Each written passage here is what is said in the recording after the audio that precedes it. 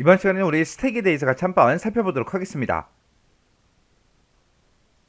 자, 우리 자료 구조를 크게 두 가지로 나누면 우리 선형 구조가 있고 비선형 구조가 있고 지금처럼 이렇게 이제 두 가지가 있다고 했습니다. 그때 이제 선형 구조에 보게 되면 지금처럼 이렇게 이제 여러 가지 이제 형태가 있어요.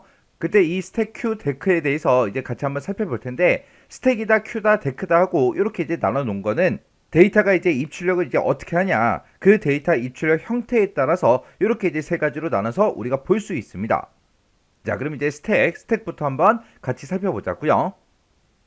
우리 스택이요. 스택이라는 거는 우리 그림부터 좀 보자고요. 그림으로 봤을 때 지금처럼 이런 형태로 생긴 거를 보고 우리가 스택이라고 해요. 얘는 이제 삽입과 삭제가 한쪽에서 이 위쪽에서만 삽입과 삭제가 이루어지는 그런 구조가 우리 스택 구조예요.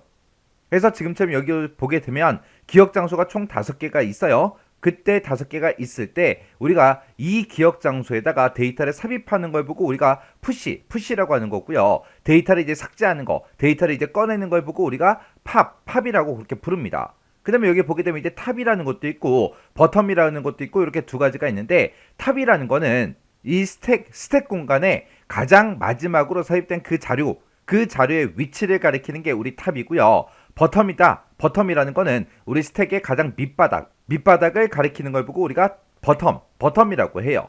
그래서 탑이라는 게 있고 버텀이 있고 이렇게 이제 두 가지가 있습니다.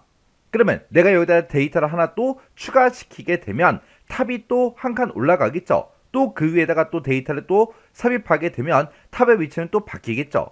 그렇게 해서 데이터가 이제 삽입이 될 때마다 탑은 일씩 이제 증가가 될 거고, 만약에 내가 데이터를 삭제를 했어요. 데이터를 이제 삭제하게 되면 이 탑의 위치는 일씩 이제 감소가 됩니다.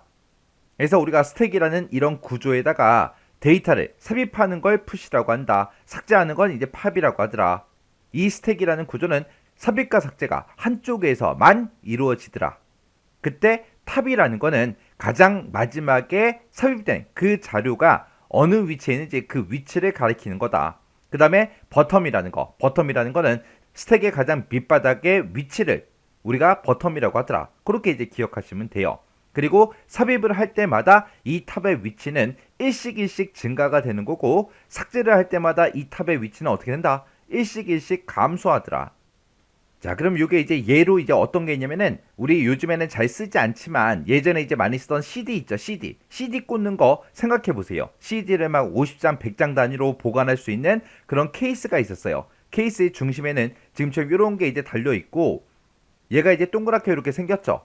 이곳에다가 이제 CD를 넣고 꽂아가지고 우리가 CD를 한꺼번에 이제 보관을 했었단 말이에요. 그때 만약에 첫 번째 CD를 집어넣으면 맨 바닥에 깔리겠죠. 그리고 두 번째 CD를 집어넣으면 그 위로 올라갈 거고요.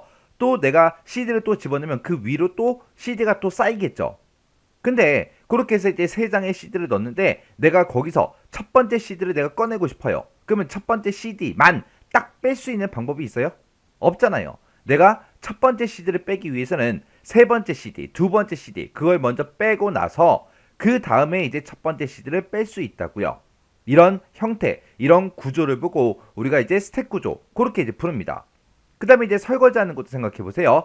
접시가 똑같은 크기, 똑같은 모양의 접시가 만약에 5장이 있다라고 생각해 보세요. 우리 접시가 5개가 있을 때, 그때 내가 설거지를 하고 나서 이제 접시를 엎어 놓겠죠. 그리고 또 설거지 또 하고 나서 또 그 위에 또 엎어 놓을 거예요. 또 설거지를 하고 또 그 위에 또 엎어 놓을 거예요. 그러면 내가 맨 처음에 이 쌓았던 이 접시 있죠? 얘를 빼고 싶어요. 빼고 싶으면 위에 거를 먼저 치워야 내가 원하는 이 접시를 뺄 수 있다고요. 이런 형태, 이런 구조를 보고 우리는 이제 스택이라고 그렇게 이제 부릅니다. 그래서 이 스택이라는 거는 우리 한쪽 끝에서만 자료의 삽입 삭제가 이루어지는 그런 자료 구조를 우리가 이제 스택이라고 하더라. 그럼 내가 만약에 이곳에다가 이제 데이터를 삽입할 때 맨 처음에 이제 A를 집어넣겠죠. 그 다음에 두 번째로 이제 B를 집어넣고요. 그 다음에 이제 세 번째로 이제 C를 집어넣습니다. 그럼 내가 뺄 때는 뭘 먼저 빼야 돼요? C가 먼저 빠져야죠. 그 다음에 이제 B가 빠지고 맨 마지막으로 이제 A가 이제 빠질 겁니다. 우리가 집어넣은 순서랑 우리가 삭제할 때 그 순서를 보면 거꾸로죠. 거꾸로. 역순이죠. 그래서 내가 스택이라는 곳에 이제 데이터를 집어넣고 뺄 때는 가장 마지막에 내가 집어넣었던 그 데이터가 먼저 나가요. 먼저 나가고, 가장 처음으로 내가 삽입했던 그 데이터는 가장 마지막에 나갑니다. 그래서 이 스택이라는 거는 가장 나중에 그 삽입된 그 자료가 가장 먼저 삭제가 되는 후입 선출, 리포, 우리가 last in, first out, 리포, 그렇게 이제 불러요.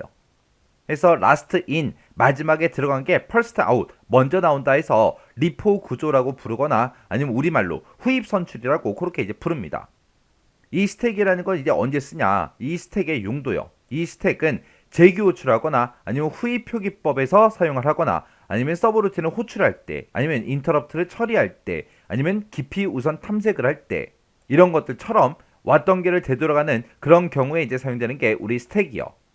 지금처럼 이렇게 이제 스택의 기억 장소가 총 5개가 있고요. 그때 지금처럼 3개의 데이터만 들어있죠. 만약에 여기에 4번째 데이터, 만약에 여기에 5번째 데이터까지 다 들어갔다고 가정을 한번 해보자고요. 그러면 4번째 데이터는 이제 D가 들어갔고 그 다음에 5번째 데이터로 이제 E가 들어갔습니다. 이렇게 해서 스택이라는 이 구조가 꽉 찼죠. 꽉 찼는데 꽉 찬 상태에서 내가 만약에 그 다음 데이터를 내가 또 삽입을 하고 싶어요. 삽입을 하겠다. 그랬을 때 이제 더 이상 들어갈 공간이 있다 없다. 그런 거를 보고 우리가 오버플로우라고 합니다. 그래서 오버플로우는 언제 발생한다? 스택의 모든 기억 공간이 꽉 채워져 있는 상태에서 데이터가 뭐가 됐을 때 삽입이 되면 이제 오버플로우가 발생하더라. 그 다음에 지금처럼 이렇게 5개 데이터가 들어있다가 만약에 5번째 데이터도 삭제하고 4번째도 삭제하고 3번째, 2번째, 첫 번째 하고 다 삭제했어요. 그래서 스택이 지금 아무것도 없습니다. 텅텅 비어 있어요. 근데 지금처럼 텅텅 비어 있을 때 만약에 또다시 내가 데이터를 삭제를 하겠다. 그렇게 명령을 내리게 되면 그때 발생하는 걸 보고 우리가 언더플로우라고 그렇게 이제 불러요. 언더플로우는 언제 발생한다? 더 이상 삭제할 데이터가 없는 그 상태에서 또다시 데이터를 삭제를 했을 때 아무것도 버릴 게 없는데 또 버려라. 그러면 이제 그때는 뭐가 발생한다? 언더플로우가 발생하더라. 그래서 이 스택에서는 오버플로우, 언더플로우가 발생합니다. 오버플로우는 언제 발생한다? 기억 장소가 꽉 차인데 더 집어넣으려고 했을 때 그때는 이제 오버플로우가 발생하는 거고 그 다음에 데이터를 다 삭제했는데 또다시 삭제해라 그리고 삭제하는 그 명령이 들어왔을 때 그때는 더 이상 이때 내가 삭제할 게 없기 때문에 그때는 이제 언더플로우가 발생하더라. 그래서 오버플로우, 언더플로우 구분할 줄 알아야 됩니다. 그 다음에 이제 탑이요. 탑이라는 건 뭘 얘기한다?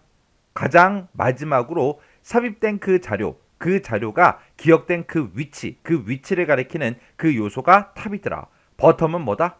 스택의 가장 밑바닥을 나타내더라. 그게 이제 버텀이요. 여기서 이제 우리가 데이터를 삽입하고 삭제를 할 때마다 뭐가 움직인다? 탑의 위치가 움직이더라. 내가 만약에 여기서 이제 데이터를 하나 더 삽입을 했어요. 그러면 4번째 데이터가 이제 D라는 데이터가 들어왔습니다. 그때는 이 탑은 어떻게 돼야 돼요? 하나 올라가야 되겠죠. 그럼 탑의 위치는 원래 3번이었는데 4번으로 바뀌어야 된다고요. 해서 우리가 데이터를 삽입을 하게 되면 탑의 위치는 어떻게 되는다? 플러스 1이 돼야 되더라. 그 다음에 지금 현재 탑의 위치가 지금 4번이라고 생각해 보세요. 탑의 위치가 지금 여긴데 만약에 내가 삭제를 했어요. 삭제를 하게 되면 얘가 이제 없어지면서 탑의 위치는 그 밑으로 다시 내려가야 되겠죠. 해서 삭제를 할 때는 탑의 위치는 어떻게 된다? 마이너스 1, 일씩 감소하더라.